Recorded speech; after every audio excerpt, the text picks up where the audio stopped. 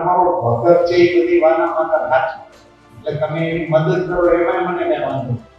મેં હું તમારું કર્યું, તમે મને નહીં, એનો જવાબ રામને આપવામાં થોડો શ્રમ પણ પડ્યો એવું મારો આસ્થા આપણને લાગે. કારણ કે વાલીએ પહેલેથી તો આ બધી તમે માથાકૂટ કરો છો, રાવણને પકડવા હાટું, ગોતવા હાટું, એને તમારું નામ દીધું હતું એ સીતાજી નાય મૂકી ગયું. એટલો નિકેશ લાગે. વાલીની નામ લીધો તો ડરતો તો વાલી રાવણને પકડી આવેલો અને પકડીને બગલમાં રાખેલો. 6 મહિના સુધી બગલમાં જ બહાર નહોતો ગયો. આવડો મોટો રાવણ કે કૈલાસને ફૂટફૂટમાં દડાની જેમ ઉછાળતો તો એ વાલીની બગલમાં 6 મહિના રહેલો. એ અંગદે એને સંભળાયું ને એમાં એનું મોરલ તૂટી ગયું, એટલે પછી ઊભો ન થયો, એનો પગ ઊંચો કરવા. આ બધી ઘટનાઓ સમજવા જેવી છે. ઈ વાલીએ અંગદના ઘોડિયા ઉપર એને ઊંધો નીકળી ગયો હતો. ઈ હાથ ના બધું હતું, છોકરા ગમે મચાવતો ઈ હાથ. વાલીના ઘોડીએ બેઠ્યો. ઈ કે એને આ બધું મારી વાલીને કીધું હોત તમે તો હું આમ કરી દેજે કે હા બધું કરવાનું. ભારતીય જનતા પાર્ટીના દરેક નેતાઓ લોકસભા 2024ની ચૂંટણીમાં ભગવાન રામના નામે વોટ માંગીને જીત્યા હતા. તેવામાં ભારતીય જનતા પાર્ટીના એક દિગ્ગજ નેતા અને લોકસભાના સાંસદ દ્વારા ભગવાન રામને લઈને એક ટિપ્પણી કરવામાં આવી છે. ક્યાંક હવે આ ટિપ્પણી વિવાદનું મોટું ઘર બની શકે તે પ્રકારની પરિસ્થિતિનું નિર્માણ થાય તેવું લાગી રહ્યું છે. નમસ્કાર, આપ જોઈ રહ્યા છો ન્યૂઝરૂમ ને આપની સાથે હું છું પ્રદીપ. રાજકોટના લોકસભાના સાંસદ પરસોત્તમ રૂપાલા લોકસભાની ચૂંટણી સમયે ક્ષત્રિય સમાજ ઉપર ટિપ્પણી કરી હતી અને ત્યારબાદ તે વિવાદમાં આવ્યા હતા. એવું પણ માનવામાં આવી રહ્યું છે કે ક્ષત્રિય આંદોલનને લઈને પરસોત્તમ રૂપાલાને ક્યાંક મંત્રી પદ નથી મળ્યું. પરંતુ હવે આ તમામની વચ્ચે ફરી એક વખત પરસોત્તમ રૂપાલાએ ભગવાન રામને લઈને ટિપ્પણી કરી છે. આમ તો ભારતીય જનતા પાર્ટીના તમામ નેતાઓ ભગવાન રામને લઈને વોટ માંગવા જતા હોય છે.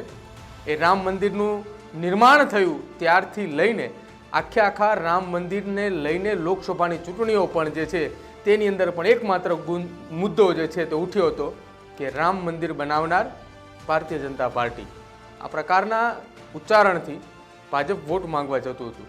પરંતુ હવે એ જ રામને લઈને ક્યાંક મુદ્દો ઉઠ્યો છે અને એ મુદ્દો પરસોત્તમ રૂપાલાએ મોરબી ખાતે એક શિક્ષક દિનના કાર્યક્રમની અંદર એવું તો કંઈક બોલ્યા કે જ્યાંથી હવે વિવાદના સૂરો શરૂ થવા જઈ રહ્યા છે. શું કહ્યું હતું પરસોત્તમ રૂપાલાએ, એકવાર એ પણ સાંભળો. એટલે એને બધા દીકરી દે એવું પીટીસી નું થયું અને એમાં બધા બે પીટીસી માં હોય તો બચ્યું એમ કે જોવાનું જ નહીં એવો એક કાલખંડ આવ્યો. હવે પીટીસી ની પોલેનોશન એટલી બધી થઈ. આ બધું પણ અમે જોયું. ઇન્ફ્રાસ્ટ્રક્ચર થયું, શિક્ષકો મળી ગયા, બધું ગુણોત્સવ કર્યો, પ્રવેશોત્સવ કર્યો, બધું અમે ફિટ કરી રહ્યા. તો હવે જે વાવડ આવે છે બાળકો નથી. આ બધી બાબતો સાંપ્રત સમયની આપણા શિક્ષણ જગતની સમસ્યાઓ છે. આપણે સૌએ સાથે મળીને એના માટે મથવું પડશે. જે બાળકો આપણી પાસે આવે છે એને ખીલવવા માટેનો માહોલ એ આપણે સંસ્થાની અંદર ઊભો કરીએ, શાળાની અંદર ઊભો કરીએ. બાળકને આવવાનો ડંકો ગમે અને જવાનો ડંકો પડે નહીં એવું એના મનમાં ભાવ પેદા થાય એ પ્રકારે આપણે શાળાની અંદર પ્રયાસ કરવો. વાલીઓ પણ અહીંયા ઘણા બધા ઉપસ્થિત છે. વાલી શબ્દ છે એ ગાર્જિયનના ગુજરાતી તરીકે આપણે વાપરીએ છીએ. તો મારો એમાં થોડો મતભેદ. ગાર્જિયન શબ્દ અંગ્રેજી છે અને આમ આપણે ત્યાં ઘણા બધા અંગ્રેજી શબ્દો, ગુજરાતી શબ્દો એ બધું એકબીજામાં ભેળસેળ થઈ ગયું છે, ચાલે છે. જેમ મારો કુટુંબ પ્રત્યે પણ કુટુંબનું અંગ્રેજી ફેમિલી છે એની સાથે પણ મતભેદ છે. કારણ કે ત્યાં ફેમિલી છે જ નહીં કે એનું અંગ્રેજી હોય જ નહીં. એનું જે ફેમિલી હોય એ આપણું કુટુંબ ન હોય એવું મારો મત છે. આ બધું ભાષાના તજજ્ઞોના વિષયો છે. હું તો મારો મત આપું. એમાં વાલી પણ મારો મત એમાં ભિન્ન છે. વાલી શબ્દ એ આપણો શબ્દ છે, આપણા કલ્ચરમાંથી ઊભો થયેલો શબ્દ છે.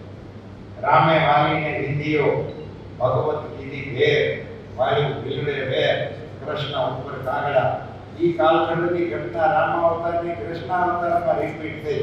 આવી બધી વાતો આવા વિષયો એ એની સંસ્કૃતિમાં હોય જ નહીં.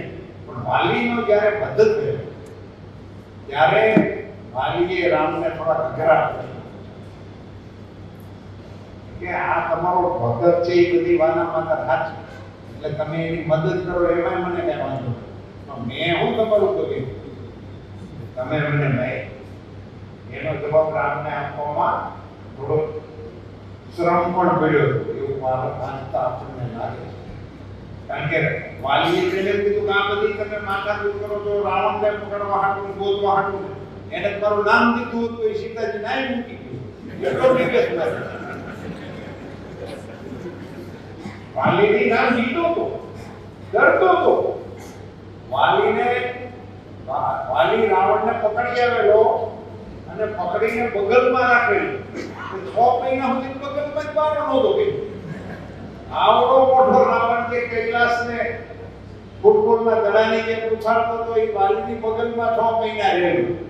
એ અંગતે એને સંભળાયું ને એમાં એનું મોરલ તૂટી ગયું એટલે પછી ઊભો ન થયો એનો પગ ઊંચો કરવા. આ બધી ઘટનાઓ સમજવા જેવી છે.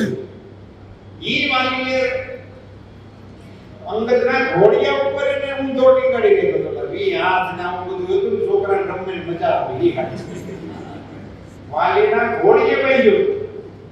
ઈ કે એને આ બધું મારી વાલી કીધું હોત તમે તો હું આમ ન કરી દેતી કે હા બધું તમે આ બધું કથા કરો પણ જે થયું તે પણ એમની અંતિમ ક્ષણો આવી ત્યારે વાલીએ જો મધ્યવર્તી વિચાર સમજવા જેવો હોય કે એમને માર્યો રામની સામે એનો વાંધો છે.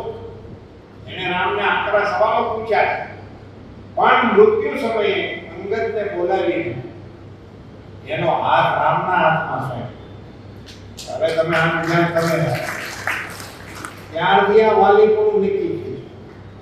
એટલે યોગ્ય જગ્યાએ પોતાના બાળકને સુપ્રત કરવું ઈ વાલી કૃત્ય છે. ઈ વાલી શબ્દ આપણો છે ગાર્જિયન આપણો છે. બાળકોને તેના યોગ્ય હાથમાં આપણે મૂકીએ છીએ કે કેમ સાંપ્રત સમયની મોટામાં મોટી સમસ્યા સમાજમાં એક એવો મોટો ભ્રમ ફેલાઈ ગયો છે. સાંભળ્યું આપે અગાઉ પરસોત્તમ રૂપાલા દ્વારા લોકસભાની ચૂંટણી દરમિયાન ક્ષત્રિય સમાજના લોકોની લાગણી દુભાય પ્રકારનું ભાષણ આપ્યું હતું અને ત્યારબાદ તેને અનેક વખત માફી માંગી હતી.